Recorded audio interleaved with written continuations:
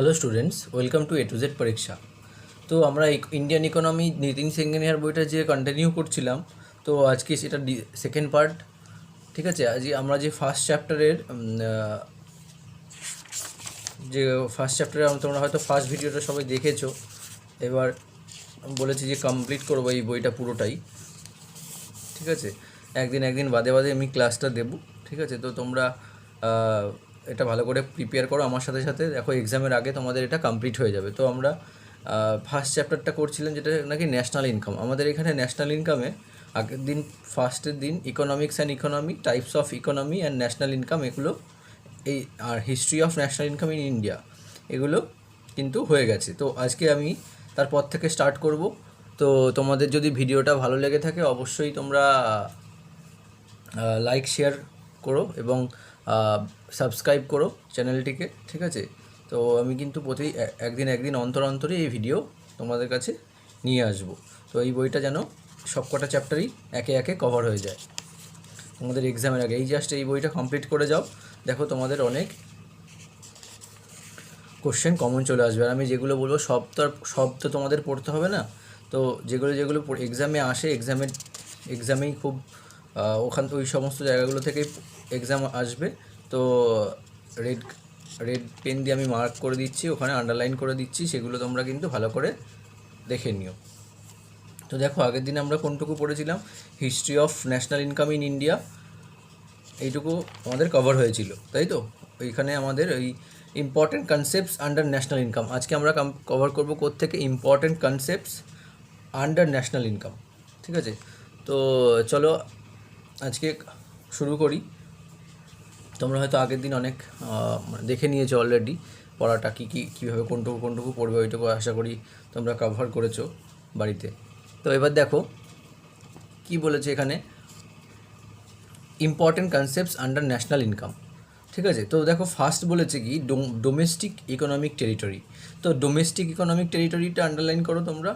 তো সেখানে দেখতে পাবে এখানে এটা বলছে কনসেপ্ট, ইম্পর্টেন্ট কনসেপ্ট। তো এই সমস্ত টার্মগুলো তোমাদের কিছুটা জেনে রাখতে হবে।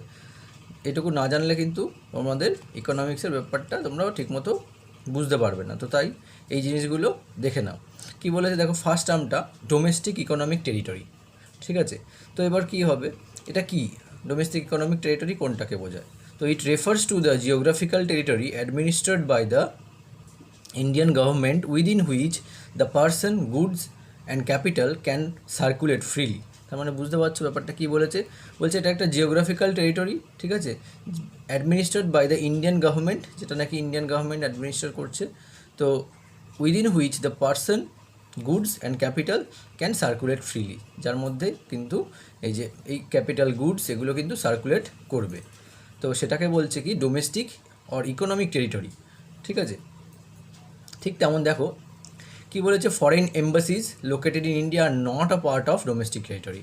এই যে ইন্ডিয়ান যে ফরেন এম্বাসিসগুলো রয়েছে সেগুলো কিন্তু, যেগুলো লোকেটেড ইন ইন্ডিয়া, ফরেন এম্বাসিস যেখানে আমাদের সাপোজ ধরো যে সমস্ত ফরেন এম্বাসিসগুলো প্রত্যেকটা কান্ট্রি থাকে, তো সেগুলো কিন্তু আমাদের এই ইকোনমিক টেরিটরির মধ্যে পড়বে না। ঠিক আছে, whereas Indian embassies located abroad are a part of domestic territory. তো আমাদের যে ইন্ডিয়ান এম্বাসিসগুলো রয়েছে অ্যাব্রডে, অ্যাব্রড বলতে বিদেশে, তো সেগুলো কিন্তু আমাদের এই ইকোনমিক টেরিটরির আন্ডারে পড়বে। ঠিক আছে, তো এবার দেখো কি বলছে, যে এই জিনিসটা আমাদের ক্লিয়ার হয়ে গেল যে কোনটা ডোমেস্টিক টেরিটরি বলতে কোনটাকে বোঝায়। তো এবার তোমরা এখানে কিছু এক্সাম্পলস পাবে। এখানে এক্সাম্পলসগুলো দেখে নেবে, যেমন military establishments, consulates, embassies etcetera located in a foreign country, এগুলো কিন্তু সব কনসিস্ট করছে কোথায়, আমাদের এই ডোমেস্টিক আর ইকোনমিক টেরিটরির আন্ডারে রয়েছে। সো এবার দেখো যেমন বলছে, for example revenues and profits of air India R counted within India's GDP. ঠিক আছে, তো যেহেতু এটা কি দেখো, যে আমাদের যে এয়ার ইন্ডিয়ার যে প্রফিট হচ্ছে, যে রেভিনিউজ আসছে, সেগুলো কিন্তু কাউন্ট হবে ইন্ডিয়াস জিডিপিতে। কারণ এখানে fishing vessels, ships, aircrafts etcetera এই সমস্তগুলো কি অপারেট করছে কি, the residents of a country fall under the domestic territory. ঠিক আছে, সেগুলো কিন্তু যেহেতু ইন্ডিয়ান রেসিডেন্টসরাই এটাকে কী করছে, অপারেট করছে, তাই এগুলো কিন্তু কী হবে, সব ইন্ডিয়ান ইকোনমিক টেরিটরির আন্ডারে পড়বে। নাও দেখো মার্কেট প্রাইস এমপি। তো তোমরা প্রফিট লস করার সময় হয়তো মার্কেট প্রাইসটা শুনে করেছো। এবার দেখো এখানে এই ইকোনমিক্সের মার্কেট প্রাইসটা কী। সো এখানে বলছে যে market price is the price that a consumer page, তাই তো? কারণ প্রত্যেকটাকে যদি দেখবে এমআরপি লেখা থাকে না, ম্যাক্সিমামলি রিটেল প্রাইস যেটা, তাই তো? তো এখানে বলছে মার্কেট প্রাইস, আমাদের একটা মার্কেটের যে ভ্যালু থাকে, যে প্রাইসটা থাকে, যেটা নাকি আমরা কনজিউমাররা পে করে থাকি কোনো প্রোডাক্টের জন্য ওয়াইল পারচেজিং, কোনো কিছু কেনার সময়, একটা সেলারের থেকে কিছু কেনার সময় আমাদের একটা পে করি, সেই যে প্রাইসটা লিস্ট প্রাইস, সেটাই কিন্তু হচ্ছে মার্কেট প্রাইস, ঠিক আছে? ইট is the price at which the units are sold, ঠিক আছে, in the economy, taking into effect the indirect taxes and subsidies. দেখি ইনডাইরেক্ট ট্যাক্সেস অ্যান্ড সাবসিডিজের ওপরও কিন্তু এটার এফেক্ট থাকে। তো দেখো না, এবার দেখো বলছে গেল ওটা মার্কেট প্রাইস। নাও এবার বলছে ফ্যাক্টর কস্ট। ফ্যাক্টর কস্টটা কি, দেখো একদম প্রথমে রয়েছে ফ্যাক্টর কস্ট, ঠিক আছে, এখানেই আছে আমাদের ফ্যাক্টর কস্ট। তো এবার ফ্যাক্টর কস্টটা কি, ইট refers to the cost of factors of production, মানে কি প্রোডাকশানের যে কস্ট। ফ্যাক্টর কস্ট বলতে একদম প্রোডাকশন রিলেটেড হবে, হ্যাঁ। ফ্যাক্টর কস্ট হচ্ছে কি একদম প্রোডাকশান কস্ট, যেটা সেটা হলো ফ্যাক্টর কস্টের মধ্যে আসবে। তো যেমন দেখো the factor cost does not, তারপর দেখো এখানে হাইলাইট করা আছে যে the factor cost does not include indirect taxes like GST. Factor cost কিন্তু জিএসটি মানে ইনডাইরেক্ট ট্যাক্সেস কিন্তু এর মধ্যে ইনক্লুড করা হয় না ফ্যাক্টর কস্টের মধ্যে, কারণ এটা পুরোপুরি প্রোডাকশন কস্ট। আচ্ছা, but subsidies received are included in the factor cost. এইটুকু তোমাদের মনে রাখতে হবে যে ফ্যাক্টর কস্টের মধ্যে কিন্তু সাবসিডিজ ইনক্লুড হবে, কিন্তু ইনডাইরেক্ট ট্যাক্সেস কিন্তু এক্সক্লুড হবে, ঠিক আছে, কিন্তু ইনডাইরেক্ট ট্যাক্সেসকে কিন্তু নেওয়া হবে না এর মধ্যে। তো এবার দেখো factor cost is equal two, আমরা দেখো মার্কেট প্রাইস আর ফ্যাক্টর কস্টের মধ্যে, ফ্যাক্টর কস্ট মানে কি একটা প্রোডাকশন কস্ট, আর মার্কেট প্রাইসটা কি, মার্কেট প্রাইস হচ্ছে যেটা আমরা পে করি সেলারকে পে করি ফাইনাল ভ্যালু গুডসের জন্য, তাই তো? তো এর মধ্যে একটা বড় ডিফারেন্স রয়েছে, কারণ এর মধ্যে ট্যাক্সেস আছে, সাবসিডিজ আছে, অনেক কিছু অ্যাড হয়ে যাচ্ছে, কারণ মাঝখানটা অনেকটাই ডিফারেন্স আছে একটা প্রোডাকশন কস্ট আর যে ফ্যাক্টর কস্ট ফাইনাল যে আমরা মার্কেট প্রাইসে আমরা কিনছি তার মধ্যে। তো সেটা হচ্ছে ফ্যাক্টর কস্ট বলতে তাহলে কী বোঝাচ্ছে, এই মার্কেট প্রাইসের থেকে যেটা মার্কেট প্রাইস হবে তার থেকে যে নেট ইনডাইরেক্ট ট্যাক্সেস রয়েছে সেটাকে কিন্তু এক্সক্লুড করতে হবে, সেটাকে মাইনাস করতে হবে, তাহলেই আমরা মার্কেট প্রাইসের থেকে যদি আমরা নেট ইনডাইরেক্ট ট্যাক্সটাকে মাইনাস করি তাহলেই কিন্তু এই ফ্যাক্টর কস্টটা পাবো। এরপরে দেখো নেট ইনডাইরেক্ট ট্যাক্স কি, নেট ইনডাইরেক্ট ট্যাক্স বলতে আমাদের যে ইনডাইরেক্ট ট্যাক্স আছে, ঠিক আছে, তার থেকে সাবসিডিজকে বাদ দিলে আমাদের নেট ইনডাইরেক্ট ট্যাক্স আমরা পেয়ে যাব, ঠিক আছে। তো নেট ইনডাইরেক্ট ট্যাক্সটা ক্লিয়ার। নেট ইনডাইরেক্ট ট্যাক্স কাকে বলে, যে আমাদের যে নর্মাল আমরা যে ইনডাইরেক্ট ট্যাক্স দিচ্ছি তার মধ্যে থেকে যে সাবসিডিজগুলো আছে সেগুলো যদি আমরা বাদ দিয়ে দিই তাহলে কিন্তু আমরা দেখো এখানে আছে এটা আমরা নেট ইনডাইরেক্ট ট্যাক্সটা পাবো। তো এবার দেখো ডিপ্রিসিয়েশন টার্মটা খুবই ইম্পর্টেন্ট টার্ম। দেখো ডিপ্রিসিয়েশনটা কী জিনিস, it refers to the loss in the value of fixed assets which are in use due to wear and tear. তাহলে এই জায়গাটাই খুব ইম্পর্টেন্ট জায়গা, কি due to wear and tear, মানে আমরা কোনো একটা মেশিন কিনলাম, তো ওই মেশিনটা কেনার পরে ওটার তো সাপোজ ধরো ওইটা দিয়ে তো প্রোডাকশান হচ্ছে, কিন্তু এবার ওইটায় কী হচ্ছে, ওই মেশিনটা দিন দিন কাজ করার ফলে ওই মেশিনটাও তো মানে নষ্ট হয়ে যাবে একটা সময় গিয়ে। তো সেইটা হচ্ছে কি ডিপ্রিসিয়েশন বলা হয়। অ্যাক্সিডেন্টাল ড্যামেজ অর অফ এই সমস্ত ওগুলো কি ডিউ টু উইয়ার অ্যান্ড টিয়ারের ফলে, উইয়ার অ্যান্ড টিয়ার বলতে আমরা ব্যবহারের ফলে যে আমাদের জিনিসটা নষ্ট হয়ে যাচ্ছে তারও তো একটা লস হচ্ছে সেক্ষেত্রে, তো সেইটা হচ্ছে ডিপ্রিসিয়েশন, ঠিক আছে, এটাকেই আমরা বলবো ডিপ্রিসিয়েশন। তাহলে দেখো এখানে আমি স্টার দিয়ে রেখেছি যে net domestic product is equal two কি, তার মানে জিডিপি যেটা থাকে আমাদের, জিডিপির থেকে এই যে ডিপ্রিসিয়েশনটা, কারণ এই যে মেশিনটা থেকে যে আমাদের ইকোনমিতে যে রেভিনিউ আসছে, তো তার থেকে আমাদের যে ডিপ্রিসিয়েশনটা, এই যে মেশিনটা এক সময় নষ্ট হয়ে যাবে সেটাও তো একটা লসের মধ্যে পড়ে যাচ্ছে। তো এই যে এইটার যে মাইনাস করে দেবো যখন এই মেশিনের ভ্যালুটা, যেটা যার জন্য এটা মানে আমাদের উইয়ার অ্যান্ড টিয়ারের ফলে মানে আমাদের বেশি মাত্রা ব্যবহারের ফলে যেটা চলে যাচ্ছে, খারাপ হয়ে যাচ্ছে, সেটাকে যদি আমরা জিডিপির থেকে মাইনাস করে দিই তখন আমরা যেটা পাবো নেট ভ্যালু পাবো, সেই ভ্যালুটা হচ্ছে কি নেট ডোমেস্টিক প্রোডাক্ট, ঠিক আছে। তো এবার দেখো এগুলোর দরকারি net factor income from abroad, এটা তোমরা চাইলে পড়ে নিতে পারো, পড়ে নেবে, কোনো প্রবলেম নেই, তাও অত জাস্ট জানার জন্য জেনে রাখতে পারো। এবার দেখো নেক্সট কী বলছে, ট্রান্সফার পেমেন্টস, ইম্পর্টেন্ট এটা। ট্রান্সফার পেমেন্টসটা কি, দেখো ট্রান্সফার পেমেন্টসগুলো সেই সমস্ত পেমেন্টস যেগুলো অল দোজ ইউনিল্যাটারাল পেমেন্টস, মানে যেগুলো একতরফা হয়, একতরফা পেমেন্টগুলোকে কী বলে, ট্রান্সফার পেমেন্টস বলি আমরা, ঠিক আছে। যেমন কি, যেমন সাপোজ ধরো গিফটস দেওয়া, কাউকে ডোনেশন পে করা, যেগুলো কিন্তু একতরফা হবে, হ্যাঁ। যেমন সাপোজ আমরা কোনো কোনো অনুষ্ঠানে ইনভিটেশনে খেতে গেলে সেখানে আমরা কী করি, তাকে আমরা যে গিফটটা দিচ্ছি না, তো একটা ইউনিল্যাটারাল পেমেন্টস, এটা হচ্ছে কি একটা ইউনিল্যাটারাল পেমেন্টস, তো ডোনেশন করছি, ঠিক আছে। সেগুলো হচ্ছে কী হবে, এগুলো তো পেমেন্ট ট্রান্সফার হচ্ছে কিন্তু ইউনিল্যাটারাল, মানে একতরফা, একদিক থেকেই আসছে, যেটার ফলে কি এগুলোকে কিন্তু কী হয়, there is no exchange of goods and services in the economy. সেখানে কিন্তু দেয়ার বলছে কি যে corresponding to which there is no exchange of goods and service, তার বিনিময়ে কিন্তু কোনো সার্ভিস এক্সচেঞ্জ হচ্ছে না। কারণ আমরা যখন কাউকে গিফট দিলাম, ঠিক আছে, তার বিনিময়ে কিন্তু সে আমাকে কোনো এক্সট্রা সার্ভিস দিচ্ছে না, আর সেখান থেকে আমি কোনো সার্ভিস পাচ্ছি না। তাই এখানে কী হচ্ছে, এটাকে বলছে ট্রান্সফার অফ পেমেন্টস, যেহেতু এটা ইউনিল্যাটারাল পেমেন্টস, ঠিক আছে। যেমন দেখো কিন্তু এখানে বলছে যে তাহলে যেমন গিফট এক্সাম্পলসগুলো দেখো, ফলো করো, গিফটস আছে, ডোনেশনস আছে, old age and disability pensions আছে, ঠিক আছে। কারণ ওল্ড এজ ডিসেবিলিটি পেনশনে আমরা কী করছি, তাদেরকে পেনশনস প্রোভাইড করছি, কিন্তু তার বিনিময়ে কি তাদের থেকে কোনো সার্ভিস কিন্তু আমরা নিচ্ছি না, মানে আমাদের ইকোনমিতে কিন্তু তাদের কোনো সার্ভিস আসছে না। তাই এটা কিন্তু কি, এটা হলো ট্রান্সফার অফ পেমেন্টস, যেগুলো ইউনিল্যাটারাল, মানে একতরফা হবে শুধু, ঠিক আছে। তো এবার দেখো কিন্তু পেনশনস টু রিটায়ার্ড এমপ্লয়িজ, কিন্তু দেখো যারা ধরো রিটায়ার্ড এমপ্লয়িজ, যারা রিটায়ার্ড সার্ভিসম্যান, ঠিক আছে, তাদের তো আমরা তাদের তো গভর্নমেন্ট অফ ইন্ডিয়া একটা পেনশন প্রোভাইড করে, তো সেইটা কিন্তু এই ট্রান্সফার অফ পেমেন্টসের আন্ডারে আসবে না। কারণ কি, কারণ তারা যখন সার্ভিসে ছিল তখন কিন্তু তারা তাদেরকে পে করা হতো, ঠিক আছে। তারা যখন সার্ভিস করতো তখন কিন্তু তাদেরকে পে করা হতো, আর এই পে করা হতো কারণ কি, তারা কিন্তু ইকোনমিতে তখন তাদের সার্ভিসটা প্রোভাইড করতো। সো এটাকে কিন্তু কাউন্ট করা হবে না, ঠিক আছে, ট্রান্সফার অফ পেমেন্টসের মধ্যে। এবার দেখো কি বলেছে, transfer of payments are not included in national income. তাই এই ন্যাশনাল ইনকামের মধ্যে কিন্তু এই ট্রান্সফার অফ পেমেন্টসটা ইনক্লুডেড নয়, মানে এটাকে ধরা হয় না। এবার দেখো, however transfer payments are included in personal income and are taxable. এগুলো কিন্তু পার্সোনাল ইনকামের আন্ডারে চলে আসে, আর এটা কি পুরোপুরি ট্যাক্সেবল, ঠিক আছে। তাহলে আশা করি এই ট্রান্সফার অফ পেমেন্টসের ব্যাপারটা ক্লিয়ার হয়েছে তোমাদের।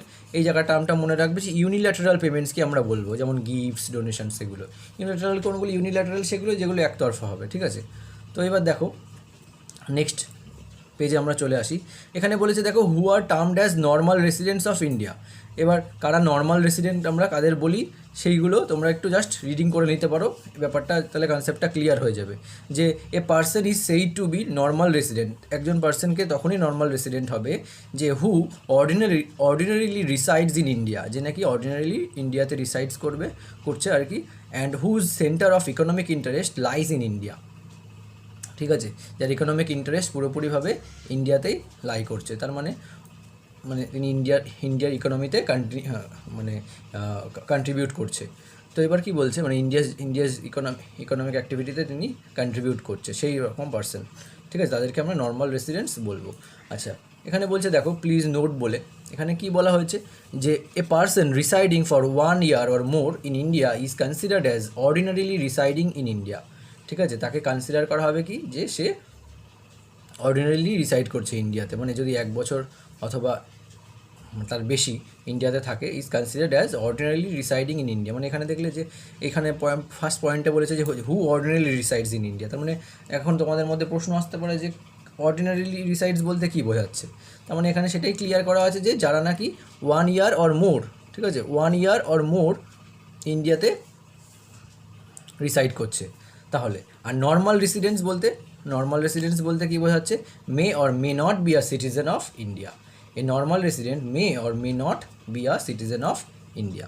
তারপর দেখো কি বলছে a person has economic interest in India, তার মানে কি, তার কার এই দেখো এখানে বলেছে whose centre of economic interest lies in India. এর মানেটা কি, এর মানে বলছে সেই রকম ব্যক্তি যার নাকি ইকোনমিক ইন্টারেস্ট রয়েছে ইন্ডিয়াতেই, সেটা কি if he carries out his economic activities like production, consumption, investment, মানে যা বললাম যে নাকি ইন্ডিয়ান ইকোনমিতে কন্ট্রিবিউট করছে, ঠিক আছে, যার জিডিপিতে কন্ট্রিবিউশন রয়েছে, সেই ব্যাপারটাকেই কিন্তু বলছে যে ইকোনমিক অ্যাক্টিভিটিস রয়েছে সেটাকেই কিন্তু বলছে ইকোনমিক তার সেই পার্সনের ইকোনমিক ইন্টারেস্ট রয়েছে ইন্ডিয়াতে। এটা বোঝাই যাচ্ছে, এটা টার্মের সঙ্গেই বোঝা যাচ্ছে, টার্মটা পড়লেই বোঝা যাবে যে কাকে বলে। সো এবার দেখো নর্মাল রেসিডেন্টস অলসো ইনক্লুডস, দেখো নর্মাল রেসিডেন্টের মধ্যে কারা কারা পড়ছে। এবার দেখো ব্যাপারটা কি বলছে, যে Indians working in the Indian embassies অ্যাব্রডে যে সমস্ত ইন্ডিয়ান এম্বাসিসগুলো রয়েছে সেখানে যারা নাকি যে সমস্ত ইন্ডিয়ানসরা কাজ করছে তাদের, ঠিক আছে। এরপর দেখো তারপর কি বলছে, যে foreign citizens living in India for more than 1 year, however বলছে ফরেন সিটিজেন্স যারা নাকি মোর দ্যান 1 ইয়ার ধরে এখানে রয়েছে, ঠিক আছে। And however foreigners who came to India for medical treatment or study purpose are not considered normal residents even if they stay for more than 1 year, ঠিক আছে। তারা যদি বলছে কি যারা নাকি ট্রিটমেন্টের জন্য আসে ফরেন থেকে, ঠিক আছে, কেউ স্টাডি পারপাস আসলো, তারা যদি তারা নর্মাল রেসিডেন্টস, ঠিক আছে, নট কনসিডার্ড নর্মাল রেসিডেন্টস, তাদের কিন্তু নর্মাল রেসিডেন্টস হিসেবে কনসিডার করা হবে না। তো এবার দেখো normal residents do not include, এবার কারা ইনক্লুড নয়, মানে কারা এর মধ্যে পড়বে না। তো দেখো কি বলছে, foreigners working in the Indian embassies abroad, যে সমস্ত ফরেনার্সরা ইন্ডিয়ান যে এম্বাসিজ রয়েছে অ্যাব্রডে সেখানেও তো ফরেনাররা কাজ করছে, তো তাদেরকে কিন্তু নর্মাল রেসিডেন্টস ধরা হবে না। এবার দেখো যে সমস্ত ফরেনার্সরা working in the office of WHO and IMF located in India, সেগুলোতে কিন্তু যারা কাজ করছে ইন্ডিয়াতে তাদেরকেও কিন্তু নর্মাল রেসিডেন্টস ধরা হবে না। Ambassadors of other countries posted in India, ambassadors যারা রয়েছে আদার কান্ট্রিজ যারা নাকি ইন্ডিয়াতে পোস্টেড রয়েছে তাদেরকেও কিন্তু ধরা হবে না এর মধ্যে। নেক্সট দেখো 4 নম্বর বলছে foreign technical experts working in India for a period less than 1 ইয়ার, যারা নাকি 1 বছরের কম ধরে ওয়ার্ক করছে, foreign technical experts working in India, ঠিক আছে, 1 ইয়ারের কম হলে সেটাও তাকেও কিন্তু নর্মাল রেসিডেন্ট হিসেবে ইনক্লুড করা যাবে না। জাস্ট আমি এটা রিডিং পড়ে দিলাম, তোমরা একটু আশা করি হয়তো ক্লিয়ার হয়ে গেছে ব্যাপারটা একটু। এখানে কাদের আমরা নর্মাল রেসিডেন্টস বলবো আর নর্মাল রেসিডেন্টস কারা কারা এর মধ্যে পড়ছে আর কারা পড়ছে না সেই জায়গাটুকুই জাস্ট একটু এখানে দেওয়া আছে। এবার চলে আসা যাক পরের টপিকে। পরের টপিক দেখো কি বলছে, রিয়েল ভার্সেস নমিনাল জিডিপি। এবার দেখো এই টার্মটাও খুব important, real GDP and nominal GDP, ঠিক আছে। তো রিয়েল জিডিপি কী জিনিস, দেখো it is an inflation adjusted measure that reflects the value of all goods and services produced by an economy in a given year, ঠিক আছে। মানে একটা গিভেন ইয়ারের মধ্যে যে ইনফ্লেশন অ্যাডজাস্টেড হয়ে সাপোজ একটা কোনো কিছু সাপোজ একটা ধরো কোনো একটা আইটেম, সে ফুড আইটেম হোক আর যে কোনো আইটেম হোক, ঠিক আছে, সেই আইটেমটা কী হতে পারে, সে একটা ফিক্স রইলো যে এটা ইনফ্লেশন, মানে বুঝতে পারছি ইনফ্লেশন মানে হচ্ছে মূল্যবৃদ্ধি, এটারও চ্যাপ্টার আছে এখানে। তো এটা ইনফ্লেশন অ্যাডজাস্ট করে সেটা ধরা হলো যে এই ফিক্সড আইটেমটা এই পিরিয়ডটার মধ্যে এত টাকাই দাম হতে পারে, এতটা এর উপরে বাড়বে না, এর উপর যাবে না, ঠিক আছে।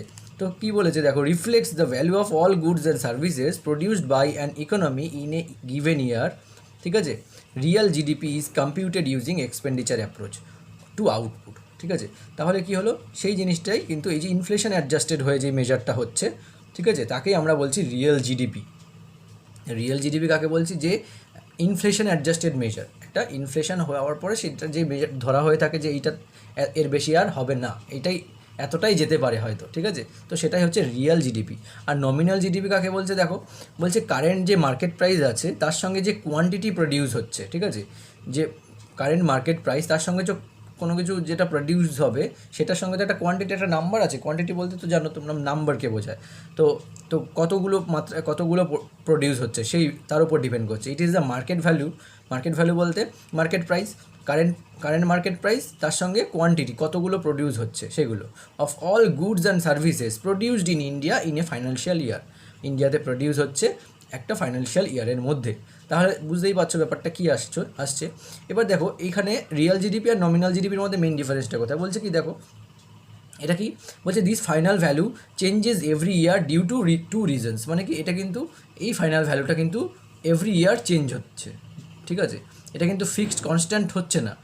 যেটা রিয়েল জিডিপিতে হয় কনস্ট্যান্টলি একটা ইনফ্লেশন অ্যাডজাস্টেড মেজার থাকে, যেটা হয়তো এটা পুরোপুরি একই রকম এইভাবেই থেকে যাবে, কিন্তু নমিনাল জিডিপিতে কী হচ্ছে, এটা এভরি ইয়ার চেঞ্জ হচ্ছে ডিউ টু টু রিজনস, দুটো কারণে। কেন, কী কী? একটা হচ্ছে বলছে change in actual or physical production of goods and services. এবার তোমরা বুঝতেই পারছো যে এবার প্রোডাকশন হয়তো কমতেও পারে অথবা বাড়তেও পারে। এবার আমরা জানি কমা বাড়া এটার উপর কিন্তু আমাদের মার্কেট মানে আমাদের প্রাইসটা ডিপেন্ড করছে, ঠিক আছে। তো চেঞ্জেস ইন প্রাইস, আবার দেখো বলছে এই প্রাইসও তো আমাদের কমই বাড়ে, তাই না? তো সেই ক্ষেত্রেও বলছে যে এটা কিন্তু কী হবে, এটা কিন্তু দুটো রিজনে এর ভ্যালুটা প্রতি বছর চেঞ্জ হয়, ফাইনাল ভ্যালুটা, ঠিক আছে। কিসের জন্য? এই দুটো কারণের জন্য, যে একটা প্রাইস চেঞ্জ হচ্ছে আর একটা কী হচ্ছে, প্রোডাকশান যেটা হচ্ছে সেটাও কিন্তু চেঞ্জ হচ্ছে। হয়তো কোনো কমও হতে পারে সেই প্রোডাকশানটা, আবার বেশিও হতে পারে, যার জন্য কিন্তু আমাদের প্রাইসটাও চেঞ্জ হয়ে যাচ্ছে। কিন্তু রিয়েল জিডিপিতে কিন্তু সেই জিনিসটা হচ্ছে না। তো এবার দেখো কী বলছে, যে জিডিপি ডিফ্লেটারিজ, এই জায়গাটুকু পড়বে, এবার বাকিটুকু তোমরা একটু পড়ে নিও। আর আমি জাস্ট মেইনলি এই জায়গাটা কভার করে দিচ্ছি। যে দেখো, GDP ডিফ্লেটার is the best indicator of inflation in the economy. তাহলে এইটুকু তোমরা ভালো করে পড়বে যে জিডিপি ডিফ্লেটারটা কি, nominal GDP by real GDP into 100, ঠিক আছে। নমিনাল জিডিপিকে তুমি যদি রিয়েল জিডিপি দিয়ে ডিভাইড করো, তাহলে তাকে 100 দিয়ে মাল্টিপল করলে যেটা পাবে সেটা হবে কি, সেটা হবে জিডিপি ডিফ্লেটর, ঠিক আছে। তো জিডিপি ডিফ্লেটরটা কি, এখানে উপরে ডেফিনেশন দেওয়া আছে, ওটাও পড়ে নিও জাস্ট জানার জন্য। এবার দেখো, জিডিপি ডিফ্লেটরটা কি, is the best indicator of inflation, ঠিক আছে। তো এটা কি, ইনফ্লেশনের সবথেকে ভালো ইন্ডিকেটর। তারপর দেখো কি বলেছে, please note nominal GDP is nothing but GDP at current price. বলছে এটা কিন্তু শুধুমাত্র GDP at current prices. Nominal GDP যেটা হয় সেটা কিন্তু কারেন্ট প্রাইসের উপর GDP at only current price. কিন্তু real GDP is GDP at constant price. এইটার প্রাইস কিন্তু কনস্ট্যান্ট থাকবে, এটা কিন্তু সবথেকে মেইন বিষয় আর কি, যে এই দুটোর মধ্যে ডিফারেন্স কোথায়। দেখো, রিয়েল আর নমিনালের মধ্যে, তাই না? সেটাই বলছে যে রিয়েল জিডিপি কী হলো, যে GDP at current prices and GDP at constant prices. তো তোমরা অলরেডি ইয়েতেও পড়েছো, জানো ব্যাপারটা কী, জিডিপির কারেন্ট প্রাইস যেটা রয়েছে, কারেন্ট প্রাইস মানে অ্যাট প্রেজেন্ট ভ্যালু যেটা রয়েছে, আর কনস্ট্যান্ট প্রাইসের মধ্যে ডিফারেন্সটা কোথায়। কনস্ট্যান্ট মানে ওটা কনস্ট্যান্টই থেকে যাবে, ঠিক আছে। এবার এখানে দেখো কি বলা হয়েছে, খুব ইম্পর্ট্যান্ট, যে এই real GDP considered as better indicator for economic growth. এটুকু মাথায় রাখবে যে রিয়েল জিডিপিটা কি, আর তোমার কি বলেছে, যে বেটার ইন্ডিকেটর ফর ইকোনমিক গ্রোথের জন্য বেটার ইন্ডিকেটর কোনটা, রিয়েল জিডিপি, ঠিক আছে, as compare to nominal GDP. এইটুকু মনে রাখবে।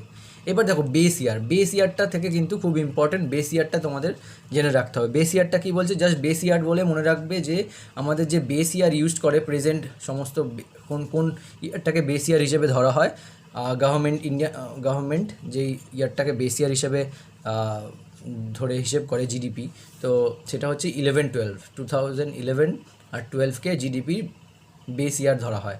যদিও এর পরে গভর্নমেন্ট প্রপোজ করেছিল যে 2017-18কে বেস ইয়ার হিসেবে ধরা হবে, কিন্তু এখনও সেটা ধরা হয় না। এখনও হয়তো এটা পরে হবে ইন ফিউচার, কিন্তু এখনও সেটা কার্যকরী হয়নি, ঠিক আছে। তো এটা হলো তোমার বেস ইয়ারটা মনে রাখবে, 2011 অ্যান্ড 12। এটা কিন্তু এক্সামে এসছে, অনেক এক্সামে এসছে এবং এরপরেও আসবে। তারপর দেখো কি বলেছে, এখানে এগুলো অনেক কিছু এক্সট্রা লেখা রয়েছে, এগুলো তোমরা একটু তাও দেখে নেবে। আর আমি এর মধ্যে যাচ্ছি না, এগুলো জাস্ট নর্মাল, এগুলো তোমরা তাও একটু দেখে নেবে। এবার দেখো কি বলছে, net domestic product, gross national product আর নেট ন্যাশনাল প্রোডাক্ট, ঠিক আছে। তো নেট ডোমেস্টিক প্রোডাক্টটা কী জিনিস, দেখো বলছে NDP is an annual measure of the economic output of a nation that is adjusted to count for depreciation. যেটা নাকি ডিপ্রিসিয়েশনের করে অ্যাডজাস্টেড হয়, মানে ডিপ্রিসিয়েশনটা আমি যদি নেট কী বলে জিডিপির থেকে আমরা যদি ডিপ্রিসিয়েশনটাকে মাইনাস করে দিই, ঠিক আছে, তাহলে যেটা পাবো আমরা সেটাই হবে নেট ডোমেস্টিক প্রোডাক্ট, ঠিক আছে। তো এবার দেখো, গ্রস ন্যাশনাল প্রোডাক্ট আরেকটা ইম্পর্ট্যান্ট টার্ম, যেটা গ্রস ন্যাশনাল প্রোডাক্ট বা জিএনপি। তো দেখো, গ্রস ন্যাশনাল প্রোডাক্ট কি, is estimated are total value of all the final products and services turned out in a given period by the means of production owned by a country's resident। তার মানে আমাদের যে একজন কান্ট্রির যে resident আছে, সে যে টোটাল প্রোডাকশান করছে, যে all final products total value যে এস্টিমেশন হচ্ছে সেটাই কিন্তু গ্রস ন্যাশনাল প্রোডাক্টের আন্ডারে আসছে, প্রোডাক্ট হচ্ছে, ঠিক আছে, গ্রস ন্যাশনাল প্রোডাক্ট। যেখানে কিনা এখানে এই নিচের এই চার্টটাতেও আমরা পেয়ে যাবে যে ডোমেস্টিক, তার সঙ্গে যে আমরা যে নেট ফরেন যে ইনকাম হয় সেইটাও কিন্তু এর মধ্যে চলে আসছে। মানে টোটাল ধরো এই কান্ট্রি রেসিডেন্ট যেটা হয়েছিল না, যেটা প্রডিউস করে ফাইনাল প্রোডাক্টসটা, সেটাই কিন্তু গ্রস ন্যাশনাল প্রোডাক্টে কাউন্ট হবে। তো নেট ন্যাশনাল প্রোডাক্ট দেখো এনএনপিটা কী জিনিস, is a monetary value of finished goods and, মানে ফিনিশড একদম ফিনিশড গুডস বলতে কোনো দ্রব্যর একদম ফাইনাল যে ভ্যালুটা আসে, and services produced by a country's citizen overseas and domestically in a given period. একটা গিভেন পিরিয়ডের মধ্যে ডোমেস্টিক্যালি ওভারসিজ মানে মানে বাইরের থেকেও যে কান্ট্রি সিটিজেনরা যেটা নিয়ে আসে, ঠিক আছে, যেটা final monetary value or goods and service produce করে, সেটাই কিন্তু নেট ন্যাশনাল প্রোডাক্ট, ঠিক আছে। তো নেট ন্যাশনাল প্রোডাক্টটা, এই তিনটে টার্ম তোমাদের আশা করি ক্লিয়ার হয়ে গেল যে একটা নেট ডোমেস্টিক প্রোডাক্ট কী, আর গ্রস ন্যাশনাল প্রোডাক্ট কোনটা, আর নেট ন্যাশনাল প্রোডাক্ট কোনটা, ঠিক আছে। তো এবার দেখো এখানে কি বলেছে, এখানে দেখো একটা চার্ট দেওয়া রয়েছে, এখানে বলছে যে 8 measures or aggregates of national income. 8টা মেজার কী কী, কিছুই না, এগুলো দেখে নেবে একটু। GDP at market price, MP লেখা রয়েছে domestic GDP at market price, GDP at factor cost, NDP at market price, NDP মানে net domestic product at market price, আর এনডিপি অ্যাট ফ্যাক্টর কস্ট, আর GNP at market price, GNP at factor cost. এগুলো দেখবে যে indirect taxes plus subsidies, ঠিক আছে। এগুলো আগেও করেছো তোমরা, আগের পেজেও করা, মানে এটা পড়া হয়ে গেছে অলরেডি, যে জিডিপি অ্যাট ফ্যাক্টর কস্ট বলতে কী বোঝাচ্ছে, জিডিপি অ্যাট মার্কেট প্রাইস মানে gross domestic at factor cost বলতে কী বোঝাচ্ছে, অ্যাট মার্কেট প্রাইস থেকে ওই যে মাইনাস করতে হয় ইনডাইরেক্ট ট্যাক্সেস প্লাস সাবসিডিজটা, তারপরে যে ভ্যালুটা আমরা পেয়ে যাই সেটাই হচ্ছে কি জিডিপি অ্যাট ফ্যাক্টর কস্ট। সেই রকমভাবেই প্রত্যেকটা একই রকমভাবে আছে, এগুলো একবার দেখে নেবে। এই 8টা মেজার্স একটু দেখে নেবে যে কী কীভাবে করা হয়। নাকি দেখো, to understand easily please remember the below flow chart. বলছি দেখো, গ্রস থেকে যদি আমরা ডিপ্রিসিয়েশনটা মাইনাস করি তখন আমরা কী পাই, নেট ভ্যালুটা পাই, ঠিক আছে। কোনো কিছু গ্রস, যেমন সাপোজ ধরো গ্রস ডোমেস্টিক প্রোডাক্ট, তার থেকে আমরা যখন ডিপ্রিসিয়েশনটা মাইনাস করছি তখন কী পাচ্ছি, নেট ডোমেস্টিক প্রোডাক্ট পাচ্ছি, তাই না। এই দেখো উপরে এখানে করেছো নেট ডোমেস্টিক প্রোডাক্ট, সেটাই বলছে, এখানে একটা এক্সাম্পল দেওয়া আছে। তারপর দেখো ঠিক ডোমেস্টিক থেকে তার সঙ্গে ন্যাশনাল নেট ফরেন ইনকাম, যেটা আমাদের ফরেন ইনকাম হচ্ছে, সেইটাকে যদি আমরা প্লাস করি তখন আমরা পাই কি নেট ন্যাশনাল প্রোডাক্ট বা গ্রস ন্যাশনাল প্রোডাক্ট, যেটা আমাদের ধরো গ্রস ন্যাশনাল প্রোডাক্ট যে জিডিপি, জিএনপি কী হচ্ছে দেখো, ডোমেস্টিক তার সঙ্গে ফরেন ইনকাম ইনক্লুড হচ্ছে, ইজ ইকুয়াল টু ন্যাশনাল টার্মটা অ্যাড হচ্ছে। এরপর দেখো মার্কেট প্রাইসে কী আছে, market price plus subsidies and minus করতে হবে ইনডাইরেক্ট ট্যাক্সটাকে, সাবসিডিজ প্লাস করতে হবে মার্কেট প্রাইস ফাইনাল ভ্যালু থেকে তুমি ইনডাইরেক্ট ট্যাক্সেস যেগুলো আছে সেগুলো মাইনাস করবে, আর সাবসিডিজটা প্লাস করবে, তাহলে যেটা পাবো আমরা ফ্যাক্টর কস্ট, মানে প্রোডাকশান কস্ট, টোটাল প্রোডাকশানে কত কস্ট যাচ্ছে সেইটা আমরা পাবো, ঠিক আছে। তো আমরা আজকে এইটুকুই থাক, পরের ক্লাসে আবার বাকিটুকু আমরা কন্টিনিউ করব, ঠিক আছে। আজকে ক্লাসটা এমনিতেই 30 মিনিটসের হয়ে গেল, তো এইটুকু তোমরা দাগিয়ে নাও, এইটুকু যে আশা করি যেটুকু বোঝালাম সেটুকু তোমরা বুঝতে পেরেছো, আর না পারলে অবশ্যই কমেন্ট করে জানাবে যে কোন জায়গাটা প্রবলেম হচ্ছে, তো আমি ট্রাই করবো অ্যান্সার দেওয়ার, ঠিক আছে। আর ভিডিওটা ভালো লাগলে অবশ্যই কিন্তু তোমরা চ্যানেলটিকে সাবস্ক্রাইব করো। আমি পরের দিন আবার নেক্সট এই পেজ থেকে কভার করব, কোথায় আদার ভ্যারিয়েন্টস অফ ন্যাশনাল ইনকাম থেকে, আদার ভ্যারিয়েন্টস অফ ন্যাশনাল ইনকাম যেগুলো আছে সেগুলো আমি নেক্সট ভিডিওতে কভার করব, ঠিক আছে। তো আজকে এইটুকুই থাকলো, এই ক্লাসটা এইটুকুই, আবার কালকে তার পরের দিন, ঠিক আছে। তো আমি মর্নিংয়েই হয়তো নেক্সট ক্লাসটা প্রোভাইড করে দেবো তোমাদেরকে, আমার সাথে সাথে কমপ্লিট করতে থাকো, এই বইটা এমনিতেই কভার হয়ে যাবে তোমাদের এক্সামের আগে, দেখবে। আর এখান থেকেই কোশ্চেন যেগুলো পাবে আশা করি একটাও মিস হবে না তখন তোমাদের, ঠিক আছে। তো থাকলো এইটুকু।